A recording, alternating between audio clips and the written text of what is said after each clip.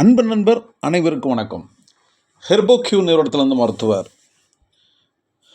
அழகான பல வகையான பொக்கிஷங்களான இயற்கையான மருத்துவ குறிப்புகளை நம்ம பார்த்துக்கிட்டு இருக்கோம்.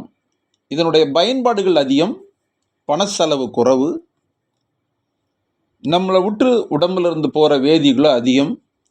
பல மருத்துவரை அணுகி நாம் போக்க வேண்டிய செலவு செய்து போக்க வேண்டிய அரிய வகையான வியாதிகளை தன்னுள்ளிருந்து விரட்டியடிக்கும் சக்தி வாய்ந்த மூலிகைகளையும் இயற்கையாக கடவுள் தந்த பழங்களையும் காய்கனிகளையும் பற்றி நம்ம பேசிக்கிட்டு இருக்கோம். நிறைய ஆடியோ சொல்லியிருக்கிறோம், பார்த்துருக்கீங்க. இப்போ சொல்ல போகிறது பார்த்திங்கன்னா, எல்லா இடங்களையுமே காணப்படப்பட்டது, அதிகமாக விரும்பி சாப்பிடக்கூடாத ஒரு பழம், ஆனால் எல்லோருடைய மைண்ட்லேயும் இருக்கப்பட்ட ஒரு பழம். எல்லாருமே பார்த்துருப்போம். அது வெளியே பார்க்குறதுக்கு தோற்றங்கள் வேறு மாதிரி இருந்தாலும் அந்த பழத்தை நம்ம கட் பண்ணும்போது அதில் புள்ளி புள்ளியாக கருப்பாக இருக்கும். சுற்றி பார்த்தீங்கன்னா ஒரு மாதிரி முள் மாதிரி இருக்கும். இதே மாதிரியான நிறைய விஷயங்கள் அதில் இருக்குது. இதெல்லாம் நீங்கள் பார்த்துருப்பீங்க.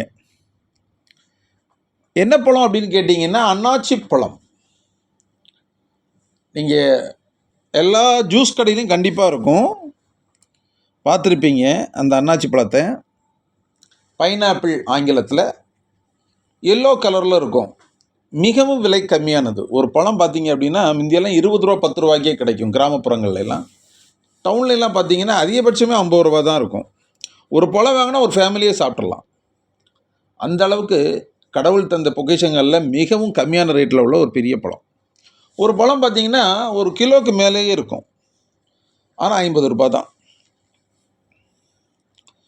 அதில் உள்ள தன்மை பார்த்தீங்க அப்படின்னா, சார் என்ன சாப்பிட்டாலும் ஒரு மாதிரி வாந்தி வருது, தலை கிறுகிறுன்னு வருது அப்படின்னாலே பார்த்தீங்கன்னா உங்களுக்கு பித்தம் இருக்குது. இப்பேற்பட்ட பித்தத்தை போக்குறதுக்கான அதிசயமான ஒரு விஷயம் மருத்துவம் இந்த அன்னாச்சி பழத்தில் இருக்குது. டெய்லி ஒரு அன்னாச்சி பழம் ஜூஸ் குடிங்க. அழகாக வீட்டில் மிக்ஸி இருக்கும், மிக்ஸியில் போட்டு ஒரு அடி அடிங்க, ஒரு கிளாஸ் குடிங்க. முடியாதவங்க அதை கட் பண்ணி கூட சாப்பிடுங்க, ஒன்றும் பிரச்சனை இல்லை. அது கூட எதுவுமே மிக்ஸ் பண்ண வேண்டியதில்லை. ஏதாவது ஸ்வீட் வேணும் அப்படின்னு கேட்டிங்க அப்படின்னா பனச்சக்கரை சேர்த்துங்க. தயவு செய்து வெள்ளை சக்கரையெல்லாம் சேர்த்துறாதீங்க, குடிங்க, நல்லாயிருக்கும். அப்புறம் பார்த்திங்கன்னா மஞ்சக்காமாலை. சிறுநீரகத்தில் கற்கள் இருந்தாலோ இதே மாதிரியான விஷயங்கள், அதாவது கொழுப்புகள் இருக்குது, தேவையில்லாத கெட்ட கொழுப்பை கரைக்கிறப்பட்ட தன்மை இருக்குது. கற்கள் இருந்தால் அதை கரைக்கிற தன்மை இருக்குது. கொலஸ்ட்ரால் அதிகமாக கரைக்கிறதுனால உடல் பருமன் உள்ளவங்க, தொப்பை உள்ளவங்க இதை டெய்லி சாப்பிட்டு வந்தீங்கன்னா உங்கள் எடையை ஹைட்டுக்கத்த எடையை கொண்டு வரதுக்கான வாய்ப்புகள் இருக்குது. எடை தானாக குறைஞ்சிக்கிட்டே இருக்கும். நீங்கள் இதுக்காக தனியாக ரிஸ்க் எடுத்து வேறு எதுவும் சாப்பிட வேண்டியதில்லை. உங்கள் எடையை உயரத்துக்கு ஏற்ற மாதிரி குறைச்சிடலாம். மிகவும் பயனுள்ளதாக இருக்கும்.